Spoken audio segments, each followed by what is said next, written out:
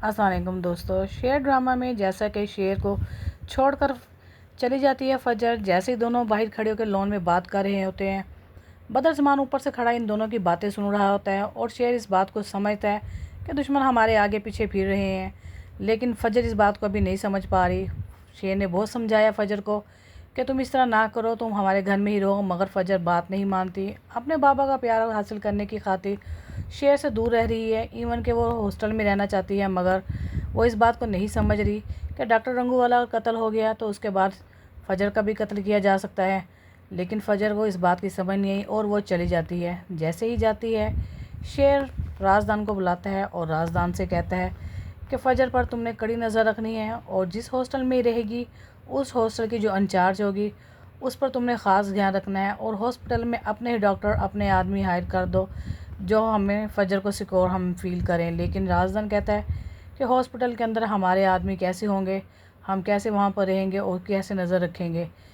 Hostel hostel की जो in charge होगी उसको तो हम ख़रीद लेंगे, उनसे तो बात कर लेंगे, लेकिन हॉस्पिटल के अंदर हम कैसे किसी को हायर कर सकते हैं। लेकिन शेर ने कहा कि राजदान, अगर हम ये नहीं कर सकते, तुम तो बीमार हो सकते हो, तुम्हारा चेकअप करवाने के लिए तो हम जा सकते हैं वहाँ पर, और इस तरीके से हम फ़जर के ऊपर नज़र भी रख लेंगे। राजदान हंस पड़ता है और दोनों फ़जर से मिलने के बहाने हॉस्पिटल जाते हैं और फ़जर को वहाँ पर खड़ा हुआ देखते हैं।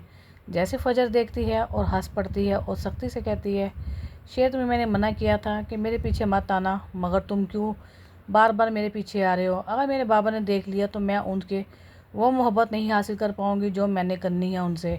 तुम इस तरह मुझे परेशान मत करो। लेकिन शेर कहता है, मैं तुमसे मिलने तो नहीं आया, हॉस्पिटल है, यहाँ पर बहुत से मरीज़ भी आते हैं, हमारा भी हम मरीज़ हमारे पास है। फ़जर कहने लगी, कौन सा तुम्हारा मरीज़? वो कहने लगा, राजदान है। फ़जर मुस्कुरा पड़ती है और कहती है, ये मरीज़ नहीं है, तुम बहाने ढूंढ रहे हो। शेर ने कहा, अगर ये तुम्हें बहाना लगता है तो हमारे बहाने को सच ही समझ लो। लेकिन वो ये नहीं समझ पा रही कि शेर किस वजह से ये बहाने ढूंढ रहा है, क्योंकि वो जानता है बदरज़मान जो अपने सगे भतीजे को कत्ल करेगा तो इसको भी कत्ल करने में एक सेकंड नहीं लगाएगा। और उसने बातों बातों में फ़जर को समझाना भी चाहा कि डॉक्टर रंगूवाला का एक्सीडेंट हो गया है, जिस तरह से हमारा हुआ था सेम उसी तरीके से डॉक्टर रंगूवाला का भी एक्सीडेंट हो गया और तुम्हारा भी वो कुछ करवा सकता है। मगर उसने इस बात को ईज़ी लिया और इस बात को समझ नहीं पाई। लेकिन फिर भी शेर को गुस्से से बोलकर फ़जर ने कह दिया कि यहाँ से अब तुम जाओ।